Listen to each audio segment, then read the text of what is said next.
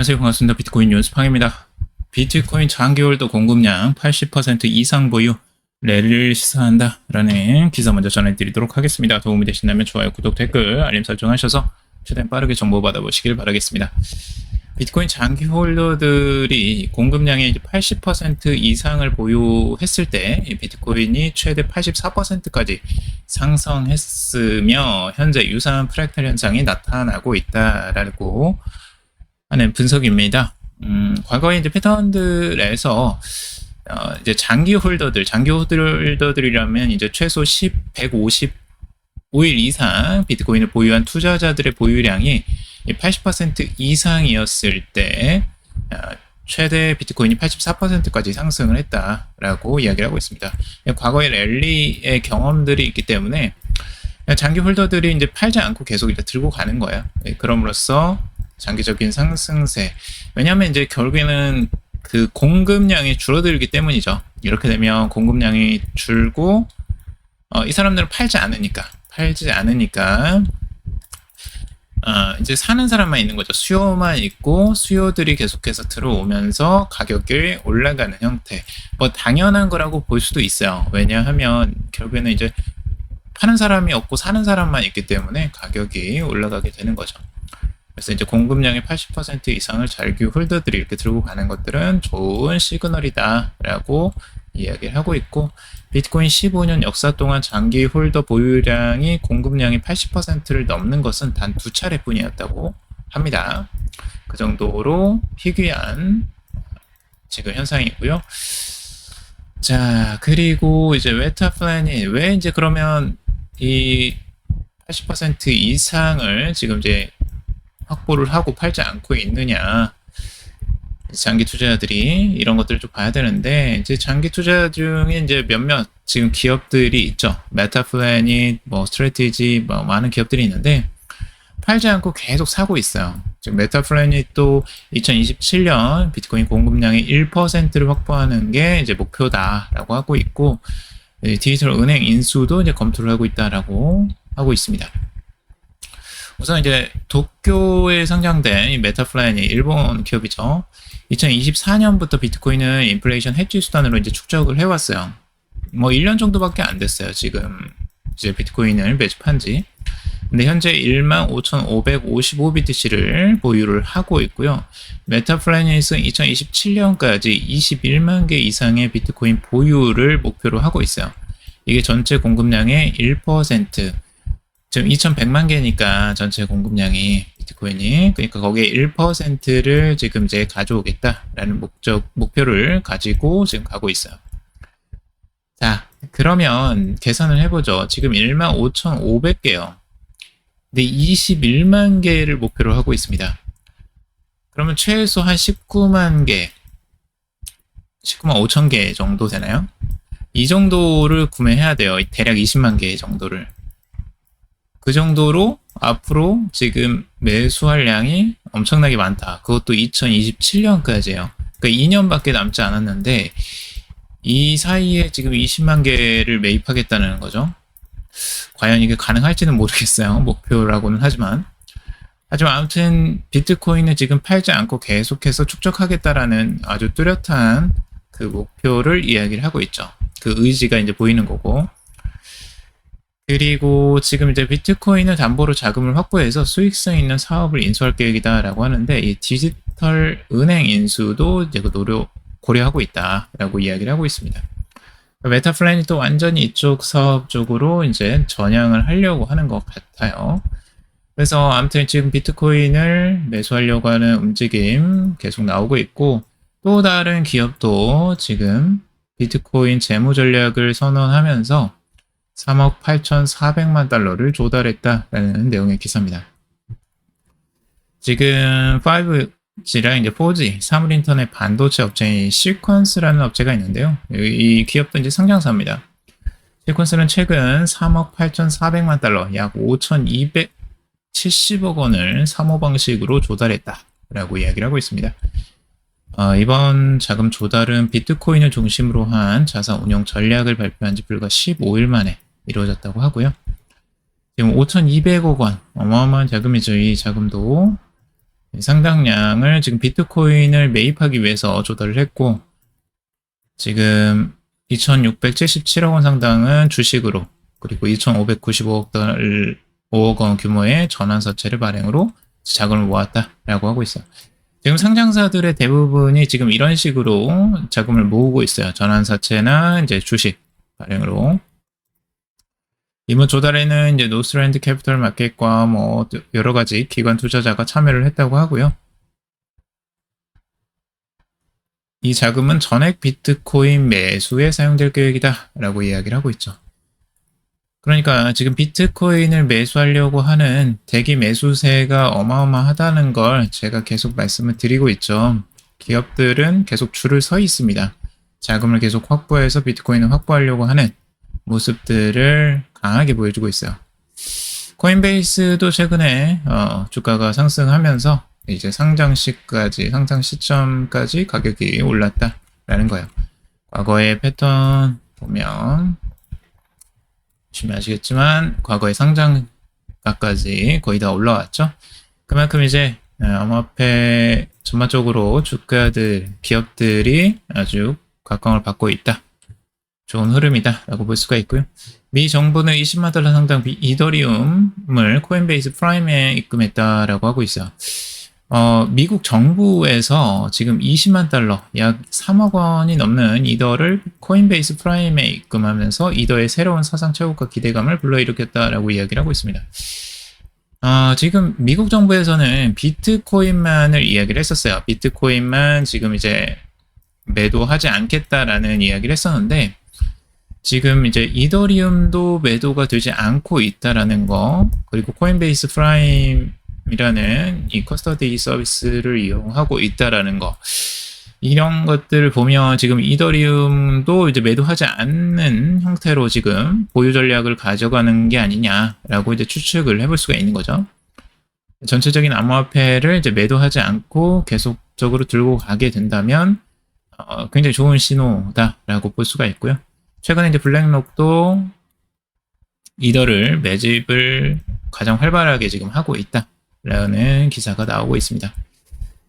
그래서 이더리움 관련 기사들도 계속 이제 나오고 있는데, 기관들이 사들이는데 시총 2위 이더리움 2,500달러 박스권에 갇힌 이유라는 기사예요. 암호화폐 분석 센티멘트에 따르면 이 1000에서 10만 이더를 보유한 큰손 투자자인 고래나 상어들이 최근 30일 동안 149만 이더를 매수했고, 이들 직업의 누적 보유량은 전체 이더리움 유통량의 26.98%나 이른다라고 하고 있습니다.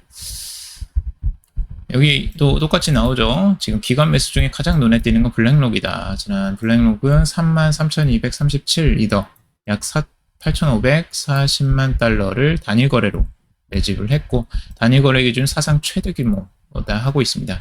기관 매집세의 상징적인 사례다라고 이야기를 하고 있죠. 이렇게 매집을 하는데 왜 안 올라가느냐, 이거에 대한 이제 이유들이 분분한데요. 우선 여기에서 이제 해석되는 부분들은 기관 매수세가 이제 개인 투자자 중심의 차익 매도세와 이제 맞서고 있다라고 하는 거예요. 그만큼 이제 개인 투자자들이 관심도가 떨어지고 있고 이걸 매도하고 있는데, 기관이 이걸 매수하고 있는 지금 현재 시점으로 보고 있고, 이게 지금 이제 맞서면서 가격이 횡보 상태를 계속 유지하고 있다라는 거죠. 이제 개인 투자자의 물량들이 어느 정도 다 기관에 이제 매집이 되면 그때부터 상승 추세가 나오지 않겠느냐라고 전망을 하는 것 같아요. 그리고 여기 이제 나스닥 상장사인 비트 디지털 같은 경우도 비트코인을 매각한 뒤에 이더리움을 전략자산으로 편입해서 10만 600 이더를 보유 중이다라고 하고 있어요. 그리고 샤프링크 게이밍 역시 보유량 19만 8천 개로 어마어마한 양을 지금 보유하고 있죠. 그럼으로써 샤프링크 게이밍도 상당히 지금 좋은 흐름들을 보여주고 있어요. 주가 상승하고 있는데 어제만 해도 28.57%나 상승을 했습니다. 거의 우리나라로서는 상한가죠. 바닥까지 지금 내려오고 난 다음에 샤프링크 게임 제가 이제 말씀을 드렸었죠. 굉장히 낮은 수준까지 이제 내려온 상태고, 다시 또 이게 이제 매집세가 나타나거나 이더리움이 동반 상승하거나 뭐 어떤 움직임들이 있으면 상승 가능성들 있을 것이다 라고 예상을 했는데, 역시나 상승이 나오고 있네요. 거래량까지 터져주면서 아주 좋은 흐름들 나오고 있습니다. 자, 이런 것들도 여러분들이 이제 한번 생각을 해보셔야 돼요. 왜 이런 것들이 오르고 있을까? 왜 매집이 되고 있을까? 이런 흐름들 여러분들이 한번 생각해 보시고 이더리움에 대해서도 한번 공부를 해보시면 좋을 것 같아요. 자, 트럼프 미디어에서 ETF까지 이제 사업을 확장해 나가고 있습니다. SEC에 ETF 신청 점수를 했다라고 하는데 비트코인과 이더리움 ETF 신청을 공식 접수했습니다. 트럼프는 결국에 이제 트럼프 미디어 회사를 통해서 이제 비트코인 트레저리 전략, 매집 전략을 준비금으로 가져가는 전략을 가져가고 있고, 거기에 이제 추가적으로 이더리움과 비트코인 ETF까지도 사업을 확장해 나가려고 하고 있습니다. 얼마나 이 규제를 다 풀어버리겠어요? 이 트럼프 같은 경우. 달러 지수 하락, 비트코인 강세 신호 반복 매크로 사이클 재현되나라는 기사고요.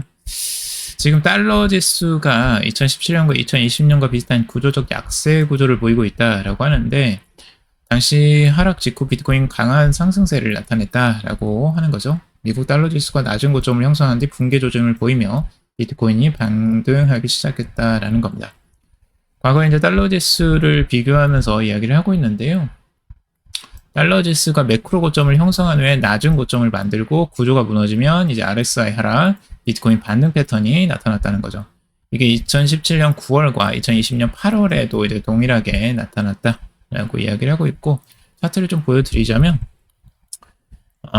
여기죠. 지금 이 부분 이게 이제 DXY라고 해서 달러 지수가 이제 하락하는 시점을 이야기하고 있고 단기 고점 그 다음에 하락, 그 다음에 살짝 고점, 다시 추가 하락 이런 식으로 내려갔어요. 이런 패턴이 계속 반복되면서 비트코인의 가격들은 급격하게 이제 상승하는 모습들, 비트코인의 가격이죠. 이게 급격하게 상승하는 흐름들이 나옵니다. 달러 지수가 한번 하락하고 추가로 반등 살짝 나오지만 그때부터 다시 또 하락. 이때 이제 크게 상승세가 나왔고 여기서도 똑같이 하락세를 어느 정도 찍고 반등하면서 살짝 올라오는 듯 하지만 그때 오히려 비트코인이 상승하는 흐름 그리고 다시 또 달러 지수는 하락 이런 패턴이고요. 여기서도 급격하게 지금 하락세가 나왔죠. 단기적인 고점을 살짝 찍었지만 오히려 역으로 떨어지는 흐름들 나오고 있고 이 하락에서 이제 살짝 반등이 RSI 30 이하로 떨어지면서 이게 반등이 나오는데요. 여기서도 똑같이 반등 30 이하로 떨어지면서 반등. 이때 이 시점이라 지금도 이제 비트코인이 이때 반등하는 게 아니냐라는 기술적 분석을 하는 겁니다.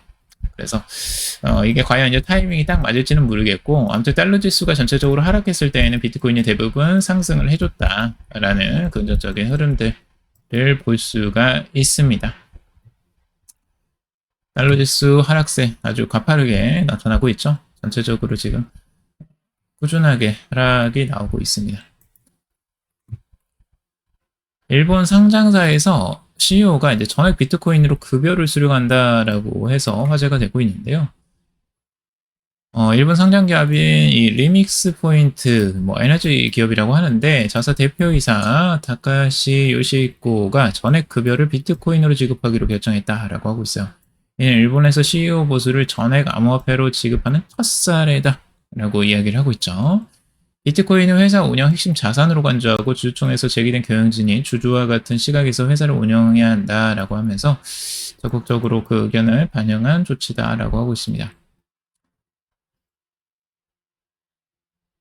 결국에는 이제 글로벌적인 비트코인의 채택이 확산되는 부분들을 인정하고 있는 거고 이름으로써 비트코인을 직접적으로 이제 급여로도 이제 받는 형태가 나오고 있습니다. 이런 부분들은 아마 계속적으로 증가하지 않을까라고 보여지고 비트코인의 아주 긍정적인 시그널이라고 볼 수 있겠죠. 비트코인 계속해서 매도세가 나와도 아직 떨어지지 않고 있다라고 하고 있고요. 비트코인에 계속 지금 최근에 1억 달러 규모의 펀드 조성을 완료하면서 비트코인 생태계 투자에 본격적인 시동을 걸었다라고 하고 있습니다. 벤처 캐피탈, 비트코인 기반 프로젝트만 전문적으로 투자하는 벤처 캐피탈인 이그니스 데스 캐피털이 1억 달러 규모의 펀드 조성을 원래했다는 거고요. 계속해서 이 자금들이 계속 들어오고 있어요. VC를 통해서도 들어오고 있고 상장사를 통해서도 지금 비트코인의 자금들이 들어오고 있고 아주 긍정적인 흐름들이라고 보고 있고 국내에서도 이제 크로스라는 기업 블록체인 게임사죠. 넥서스라는 회사인데요. 여기 이제 예전에 위메이드의 이제 장영국 대표가 이제 취임을 해서 계속 이 사업을 진행을 하고 있는데 최근에 뭐 이제 게임 플랫폼 이 크로스가 빠른 속도로 지금 추진이 되고 있고 이 크로스 코인 같은 경우도 최근에 바이낸스 알파, 비트게, 쿠코인 등 이 해외 대형고로소에 이제 줄줄이 상장이 되고 있다고 합니다. 그리고 스테이블 코인 사업까지도 지금 뛰어들고 있고 암호화폐 정말 뭐 진심이에요. 이분은 예전부터 막 이런 부분에 대해서 열심히 했지만 뭐 웨이메이드와 문제가 있어서 또 이쪽 크로스 쪽으로 이제 지금 사업을 진행하고 있는 것으로 보여지고 스테이블 코인은 이제 홍콩을 통해서 이제 발행을 할 것이다 라고 이야기를 하고 있어요. 아무래도 홍콩 쪽에 이제 외화, 달러, 이제 다른 스테이블 코인들도 발행할 수 있기 때문에 그런 것 같아요. 국내 기업인 뭐 네이버페이나 캐카오페이와 뭐 경쟁을 해서 이길 수 있겠느냐 뭐 이런 것들도 있는데 아무래도 이 빅테크 기업들이 이제 더 강하긴 하죠. 근데 이제 자신들 이제 게임사이기 때문에 게임사로서의 이제 강점들이 있다라고 이야기를 하고 있고 그리고 이제 여기서 중요한 점은 비트코인에도 투자를 하겠다라고 이야기를 하고 있어요. 그래서 실제적으로 자금을 모아서 지금 비트코인 트레저리 전략, 마이크로 스트래티지처럼 비트코인 트레저리 전략을 이용해서 매입할 계획이다라고 하고 있어요. 지금 현재 이제 국내에서는 아직 이 비트코인을 이 법인이 매수하는 법안이 아직까지 정확하게 마련되어 있지 않아서 이 부분이 이제 마련이 되면 그때부터 매수를 할 것이다라고 하고 있어요. 국내에서도 비트코인 매집을 하려고 하는 기업들이 계속해서 늘어나고 있다라고 좀 보시면 될 것 같습니다. 긍정적인 부분이고요. 그리고 서클 수석 경제학자가 원화 스테이블 코인이 장점이 많다. 권리 감독으로 부작용을 해결할 수 있다라고 이야기를 하고 있습니다. 한국의 원화 스테이블 코인을 도입하면 더 많은 해외 투자자들이 한국의 자본시장을 찾을 것으로 본다라고 이야기를 하고 있습니다. 이 고든 리아오 서클의 수석 이코노미스트 같은 경우 최근에 인터뷰를 했는데요. 웹세미나에서 이런 이야기를 합니다. 한국이 원화 스테이블 코인을 도입을 적극적으로 검토해야 된다. 원화 스테이블 코인 뭐 사용하겠냐 이런 이야기들이 많이 있고 반박들이 많은데 그거에 대해서 명확하게 이야기하는 부분이 뭐냐면 원화 스테이블 코인을 이제 하게 되면 실제적으로 이제 이 원화 스테이블 코인을 도입해서 한국 주식이나 채권을 이제 토큰화하는 게 훨씬 더 용이해지고 이제 외국인 투자자들을 유치하기가 훨씬 더 쉬워진다는 거죠. 원화 스테이블 코인 도입으로 자본시장의 개방성이 늘고 이제 투자 비용이 줄게 되기 때문에 달러 기반의 스테이블 코인만 존재한다면 달러에 대한 투기성 자금이 더 늘어나고 건강하지 못한 생태가 될 것이다라고 보고 있는 겁니다. 그래서 원화를 지키기 위해서라도 원화 스테이블 코인이 필요한 거고요. 그리고 이제 해외에서 지금 이제 국내로 자금이 들어올 때 이게 되게 어렵거든요. 근데 오히려 투자를 쉽게 할 수 있게 만드는 통로를 또 만들어줄 수도 있기 때문에 이런 부분을 투자 활성화에도 기여할 수 있다라고 보는 거예요. 그래서 아무튼 원화 스테이블 코인 같은 경우는 제가 개인적으로 생각을 하기에는 훨씬 더 사용할 수 있는 용도들은 만들면 충분히 늘어날 수 있다라고 보여지고 국내에서도 이제 활성화를 시킬 수 있다라고 봅니다. 해외 투자자들에게도 투자 유치도 가능할 것으로 보여지고요. 아무튼 이런 원화 스테이블 코인도 좀 관심 있게 지켜볼 필요는 있어 보여요. 자, 오늘은 여기까지 정리해봤습니다. 여러분들 도움이 되셨길 바라고요. 도움이 되셨다면 좋아요, 구독, 댓글, 알림 설정하셔서 최대한 빠르게 정보 받아보시길 바라겠습니다. 투자에 관련된 정보들 청구성일 뿐이고 좋으냐 아니니 투자하실 때 여러분들 스스로 꼭 판단하시고 결정하시길 바라겠습니다. 그럼에도 방송 들어주셔서 감사합니다.